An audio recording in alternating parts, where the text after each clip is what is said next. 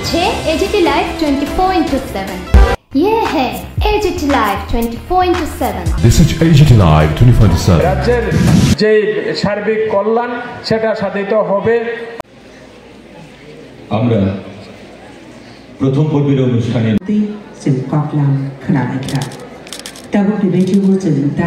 যে কোনো নেশা করবে না ভাইকে বলে, তখন তোমরা দেখবে অটোমেটিক সেই জায়গায় সেই লোক নেশা ছেড়ে দেবে। তো ছাত্রছাত্রী যারা আছে তাদের একটা বিশেষ ভূমিকা সেই জায়গায় থাকবে। আর এই সুস্থ সমাজ যদি না থাকে, সুস্থ মানসিকতা যদি না থাকে, তাহলে আমাদের সমাজ এগিয়ে যাবে না। আমরা যতই উন্নত হই না কেন, আমাদের এখানে যদি নেশার প্রকোপ আমরা না কমাতে পারি, তাহলে একটা সুস্থ স্বাভাবিক সমাজ সেখানে গড়ে উঠবে না। কারণ নেশা খেয়ে সেখানে পরিবার ধ্বংস হবে, নেশা খেয়ে আবুল তাবুল কাজ হবে, খারাপ কাজ হবে, সেটা নেশার প্রভাবে হবে। তো নেশামুক্ত সমাজ যদি আমরা গঠন করতে পারি, তাহলে আমাদের মাননীয় মুখ্যমন্ত্রীর যে স্বপ্ন এক ত্রিপুরা শ্রেষ্ঠ ত্রিপুরা বানানোর, সেটা আমরা বানাতে পারবো। আরেকটা জিনিস, যদিও আমাদের এই শহর অঞ্চলে সেটা কম, আমরা দেখছি অনেক কম বয়সে সেখানে মেয়েদের বিয়ে দেওয়া হয়, ছেলেদের বিয়ে দেওয়া হয়। সেখানে ক্লাস 9, 10, 11 পড়ার পর একটা মেয়েকে সেখানে ছাত্রীকে সেখানে বিয়ে দিয়ে দেওয়া হয়। একটা ভালো পাত্র পেয়েছে, মা বাবা চিন্তা করে যে একটা ভালো পাত্র পেয়েছে, আমার মেয়েটাকে বিয়ে দিয়ে দিই। কিন্তু সরকার সেখানে আইন করে রেখেছে 18 বছরের আগে মেয়েকে বিয়ে দেওয়া যাবে না। তো যখন একটা নাবালিকা মেয়েকে সেখানে বিয়ে দিয়ে দেওয়া হয়, সে যখন আরেকটা পরিবারে যায়, সেই পরিবারের সঙ্গে সে অ্যাডজাস্ট হতে পারে না। তারপরে দেখা যায় সেখানে সে একটা বিশ্রী পরিবেশ সৃষ্টি হয়।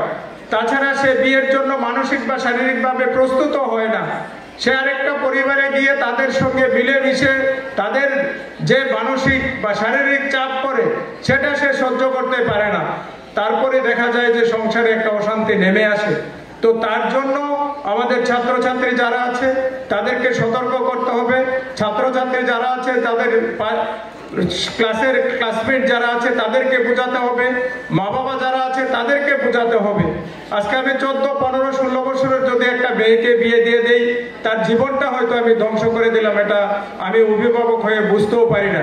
কারণ আমার 15 ও 16 বছরের যে মেয়েটা, হয়তো সে ডাক্তার হতো বা ইঞ্জিনিয়ার হতো বা আরো কোনো বড় পোস্টে যেত, আমাদের এই সমাজকে রক্ষা করত, সমাজকে সেবা করত। কিন্তু তার থেকে বঞ্চিত করে আমি কোনো চেষ্টা না করে তাকে আমি একটা ছেলে ধরে তাকে বিয়ে দিয়ে দিলাম।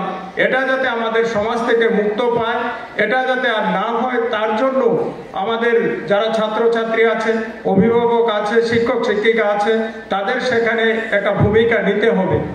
তো আমাদের জীবনে কিছু করে যেতে হবে। আজকে কবি সুকান্ত যদি কিছু করে না যেত, আজকে যদি উনি আমাদের কবিতা লিখে না যেত, উনি যদি সাহিত্য চর্চা না করতেন, উনি যদি কোনো কিছু না করতেন, সমাজের জন্য কাজ না করতেন, আজকে 99তম বছরে এসে আমাদের কি ওনাকে স্মরণ করার দরকার ছিল? এই সময় তো আরো অনেক লোক জন্মগ্রহণ করেছিল, অনেক লোক পৃথিবীতে এসেছিল, কিন্তু কই কারোর তো সেখানে নাম নেওয়া হচ্ছে না। তো আমি ছাত্রছাত্রীরা অনেকক্ষণ যাবৎ বসে আছে, সাংস্কৃতিক অনুষ্ঠানও শুরু হবে। আমি একটাই অনুরোধ রাখবো যে তোমরা মানুষ, আমাদের এই জীবকুলের মধ্যে শ্রেষ্ঠ জীব হচ্ছে আমাদের মানুষ কুল, মানব কুল। তো সেই কুলে যাতে আমরা এসেছি, কিছু না কিছু আমরা করে যাব, কিছু না কিছু আমরা রেখে যাব, যাতে আমাদের মৃত্যুর পরও আমাদের এলাকার লোক, আমাদের রাজ্যের লোক, আমাদের দেশের লোক আমাদিগকে স্মরণ করে, আমাদিগকে মনে রাখে। আমার পাড়ার লোক যাতে বলে যে না, এই ছাত্র জীবন থাকতে আমার এই পাড়ার ছাত্রটা, অমুকের ছেলেটা বা অমুক লোকটা এই সমাজের জন্য অনেক কিছু করেছে, পড়াশোনার পাশাপাশি সমাজসেবা করেছে, সমাজের জন্য ভালো কাজ করেছে, এলাকা একটা সুন্দর পরিবেশ সৃষ্টি করেছে। এই কথাটুকু যাতে সবাই বলতে পারে, তার জন্য সেখানে কাজ করতে হবে।